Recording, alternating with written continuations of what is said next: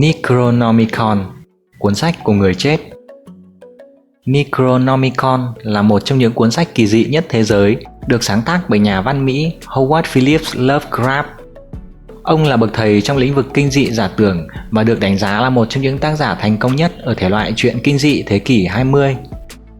Lovecraft, một nhà văn nổi tiếng với những tác phẩm thần thoại, huyền bí, đã nhắc đến cuốn sách Necronomicon trong truyện ngắn The House của mình. Ông lý giải tên cuốn sách có nghĩa là luật của người chết.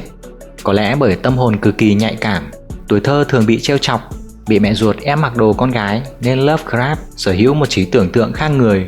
Nhà văn Mỹ không thích giao lưu, yêu đương và thích hẹn hò ở nghĩa địa này đã nảy ra không ít ý tưởng kỳ quái và áp dụng nó cho các tác phẩm để đời Necronomicon của mình. Cuốn sách kinh dị giả tưởng này siêu thực đến mức nó được mệnh danh là cuốn sách của người chết hay cuốn sách mang tên người chết hoặc kinh thánh của Lovecraft. Đôi khi nó cũng gây tranh cãi vì nội dung cổ quái khiến cho người đọc không phân biệt được đâu mới là tác giả chính thức của cực phẩm này. Nội dung của Necronomicon có gì? Nội dung của Necronomicon kể về hành trình của người đàn ông Ả Rập có tên Adu Harizat, vốn là một nhà thám hiểm và dịch thuật tài ba. Adu đã có một chuyến du hành dài từ Á sang Âu, bắt đầu từ năm 738, đã đi đến nhiều nơi trên thế giới như châu Âu, châu Mỹ và chép lại những câu chuyện kỳ lạ mà ít người biết đến, như những huyền thoại về quái vật cổ đại, những loại bùa chú, bùa ngải cùng phép thuật phù thủy cổ còn tồn tại, những điển tích liên quan đến quỷ dữ, huyền thuật.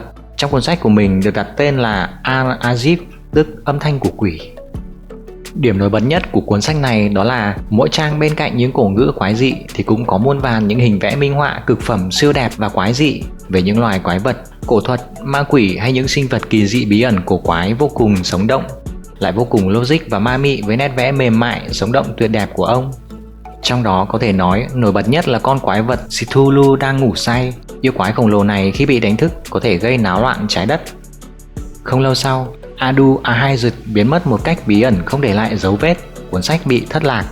Nhiều lời đồn cho rằng sự biến mất lạ lùng của Adu là do ông đã vô tình tiết lộ những bí mật mà con người không có quyền được biết.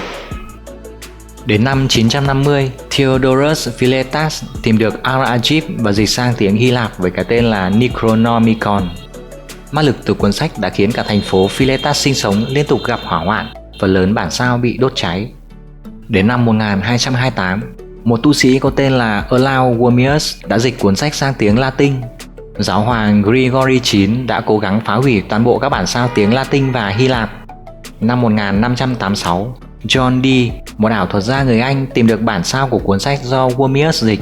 Ông ta cố gắng dịch nó sang tiếng Anh, tuy nhiên công việc này bị các chức sắc tôn giáo cấm đoán.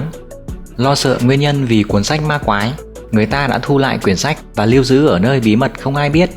Theo những gì Lovecraft đã tạo ra trong câu chuyện, hiện nay Necronomicon được lưu trữ tại 5 địa điểm và được bảo quản tuyệt mật tại thư viện ở Paris, thư viện của Đại học Harvard, thư viện Đại học Buenos Aires, Viện Bảo tàng Anh và trường Đại học Miskatonic ở Arkham. Tuy vậy, một số địa điểm được cho là không tồn tại do Lovecraft tưởng tượng ra. Necronomicon được ghi chép bằng nhiều loại cổ ngữ không thể dịch được. Điều này tạo nên sự ma quái của cuốn sách.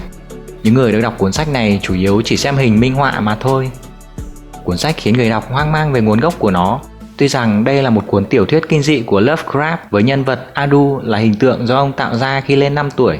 Tất cả mạch câu chuyện đều diễn ra theo trí tưởng tượng của Lovecraft nhằm tạo thành một vũ trụ riêng cho những tác phẩm khác của ông. Trên thực tế, Necronomicon tương tự một bản phác thảo cốt truyện của Lovecraft và thậm chí nó còn chưa từng được xuất bản. Thế nhưng Lovecraft luôn không thừa nhận mình là tác giả của cuốn sách. Bởi sự huyền bí của những ký tự bằng chữ cổ cùng những hình vẽ mang hơi hướng quái đản, Necronomicon vẫn còn là một ẩn số với thế giới.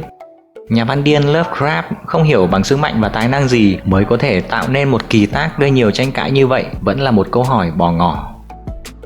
Sự huyền bí hay cú lừa ngoạn mục của nhà văn Lovecraft. Cuốn sách này được nhiều người truy tìm không chỉ vì nội dung của nó, cũng không chỉ vì nó là một trong những sản phẩm bí ẩn nhất của nhà văn Lovecraft, mà bởi vì cuốn sách này được nhà văn xây dựng cho nó cả một lịch sử. Nó thật đến nỗi tưởng chừng như Necronomicon đã từng xuất hiện đâu đó trên trái đất này. Dù có một lịch sử với nguồn gốc tương đối chi tiết, thế nhưng tất cả mọi chuyện xoay quanh cuốn sách cũng như chính bản thân nó đều chỉ là hư cấu của nhà văn Lovecraft. Thậm chí, dù rất muốn tự mình sáng tác hoàn chỉnh cuốn sách, Lovecraft vẫn chưa bao giờ làm được. Các phiên bản xuất hiện nhan nhản ở khắp mọi nơi hiện nay hoàn toàn là do nhà văn hay các fan hâm mộ và cả những người muốn lợi dụng danh tiếng sáng tác ra. Cho đến nay, vẫn chưa có ai dịch được những ký tự bí ẩn ở trong Necronomicon. Đồng thời, số người nghiên cứu và được tiếp cận với cuốn sách này cũng không có đủ trình độ để có thể hiểu rõ được chính xác nội dung cuốn sách. Chính vì vậy, cho tới nay, vẫn chưa ai có thể lý giải được những nội dung mà cuốn sách thực sự muốn đề cập tới hay nội dung cốt truyện cụ thể của Lovecraft. Tuy nhiên, không thể phủ nhận rằng Necronomicon đã truyền cảm hứng cho rất nhiều các tác phẩm nổi tiếng và phổ biến hiện nay. Những bộ phim nổi tiếng có thể kể đến như Evil Dead, Cast of Deadly Spell, Forever Evil, Gia đình Simpson, The Grim Adventure of Billy and Mandy, vân vân, và cả các tựa game nổi tiếng như Dota.